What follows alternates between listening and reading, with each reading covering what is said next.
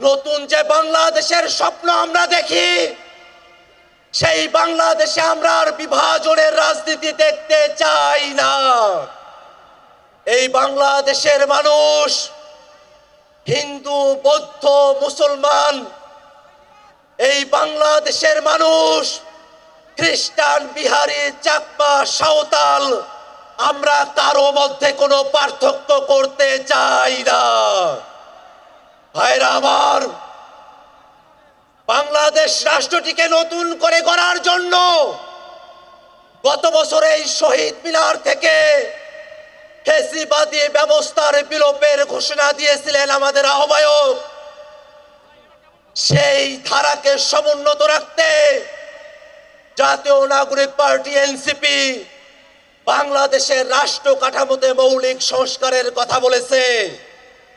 এই বাংলাদেশের রাষ্ট্র কাঠামোতে যারা ক্ষমতায় এসেছে তারা জনগণের কাছে জবাবদিহি করে নাই। আমরা এমন এক রাষ্ট্র ব্যবস্থা চাই যেখানে প্রধানমন্ত্রী থেকে মেম্বার পর্যন্ত প্রত্যেক জনপ্রতিনিধিকে জনগণের কাছে জবাবদিহিতা করতে হবে। বাংলাদেশের মানুষেরা বিগত সময়ে ক্ষমতা হস্তান্তরের সময়কালে একদলীয় যে কর্তৃত্ব দেখেছে, যে ফ্যাসিবাদী আচরণ দেখেছে, প্রশাসনের যে দলীয়করণ দেখেছে, সামনের বাংলাদেশে আমরা আর তা চাই না। ভাইরা আমার, মৌলিক সংস্কারের প্রয়োজনে বাংলাদেশের প্রতিষ্ঠানগুলোকে দলীয়করণের হাত থেকে বাঁচাতে হবে।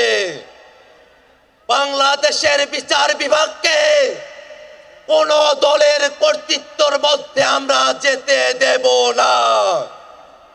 বাংলাদেশের সচিবালয়ে যে নীতি নির্ধারণ করা হবে, সেই নীতি যেন জনস্বার্থের পক্ষে হয়, সেটা স্বচ্ছতার সঙ্গে জনগণের কাছে উপস্থাপন করতে হবে।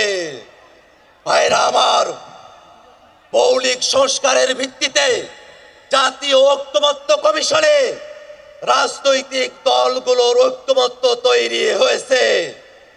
আমরা হয়তো অনেক প্রত্যাশা নিয়ে ঐক্যমত্য কমিশনে গিয়েছি।